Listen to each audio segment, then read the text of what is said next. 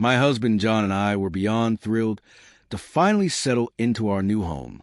We had discovered this gorgeous house tucked inside a quiet, tree-lined neighborhood that felt like a dream come true. As a county sheriff, I desperately needed a calm place to return to after long, stressful shifts.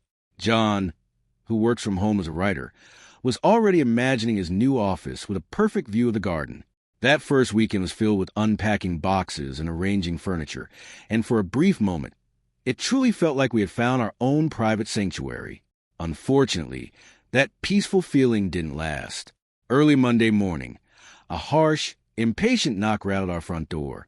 When I opened it, I found a heavy-set man squeezed into a polo shirt that looked one size too small, clutching a clipboard like it was some kind of badge of authority. His face carried a permanent scowl. "I'm Mr. Henderson," he said flatly, skipping any polite greeting. "President of the Homeowners Association." He jabbed a thick finger toward a stack of empty moving boxes by our garage. "Those violate Bylaw 7, Section C. Remove them immediately." Then, with a dry, sarcastic welcome to the neighborhood, he turned on his heel and walked off, leaving me standing there stunned. John stepped up behind me. "Who was that?" he asked. I exhaled slowly. "I think we just met the fun police." We flattened the boxes and put them in recycling, assuming it had just been an awkward introduction. We couldn't have been more wrong. That was only the start of our ordeal with Mr. Henderson. The very next day, a formal warning notice appeared under our door. Our offense? The garden hose wasn't coiled according to HOA standards. I wish I were exaggerating. A few days after that, another violation showed up. This time it was because the small welcome mat John's mother had gifted us was deemed, in their exact words, an unapproved decorative item. It became obvious that Henderson wasn't merely strict. He was singling us out.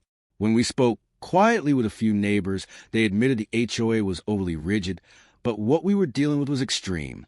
Mrs. Gable, a kind elderly woman next door, leaned over the fence one afternoon and whispered, "He's been on a power trip ever since he won that election.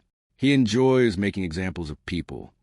It was clear Mr. Henderson controlled our once peaceful neighborhood with intimidation, and somehow we had become his latest obsession.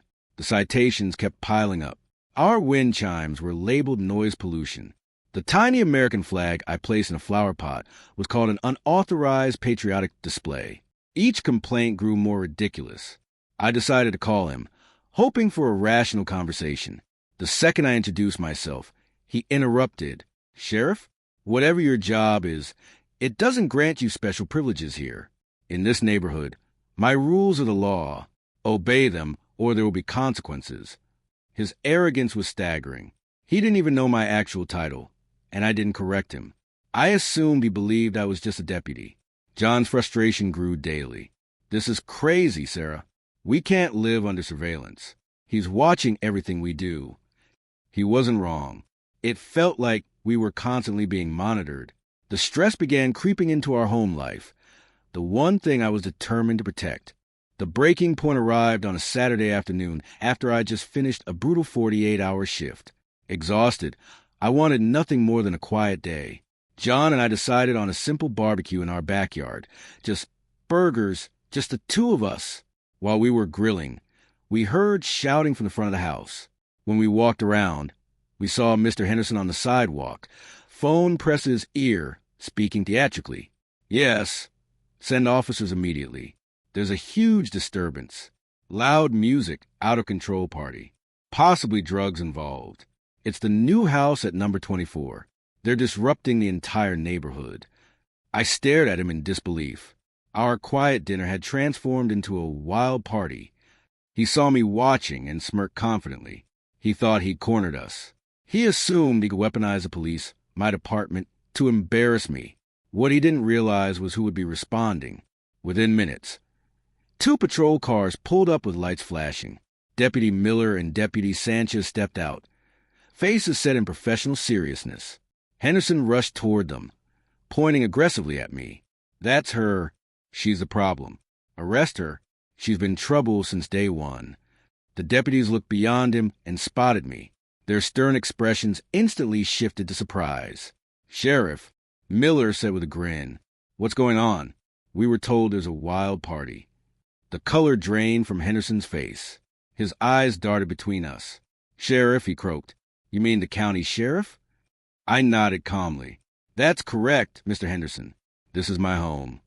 Turning to my deputies, I added, "There's no disturbance. It appears Mr. Henderson has made another false report." Sanchez flipped open his notepad. "Another false report, sir?" he asked Henderson coolly. "You understand that filing a false police report is a criminal offense, right?" Henderson stammered, scrambling for words. I thought I heard music. But his confidence collapsed. The once smug HOA president now looked like a frightened man drowning in his own lies. I faced him squarely. "Mr. Henderson, you've harassed my husband and me since we moved in. You've abused your authority. And today you cross a line by making a malicious and false police report. This ends now." Neighbors began gathering outside, whispering as they watched. Mrs. Gable stood proudly on her porch, giving me a thumbs up. The consequences came quickly. My deputies issued Henderson a substantial fine for the false report, and the public embarrassment was unavoidable. But that wasn't enough. His behavior made me suspect deeper issues within the HOA. I encouraged my neighbors to demand a complete financial audit. The results were shocking but not surprising. Years of corruption surfaced. Henderson and several board members had misappropriated funds, awarded contract to friends, and quietly padded their own pockets. They weren't just controlling, they were fraudulent. The entire board was forced to step down, and Henderson soon faced multiple fraud charges. A new HOA board was elected, this time composed of fair-minded residents who genuinely cared, including Mrs. Gable. The absurd restrictions were repealed, and the neighborhood finally breathed again. Our welcome mat returned to its place by the door. My wind chimes rang softly in the evening air. John and I could finally relax in our own home without dreading the next ridiculous violation notice.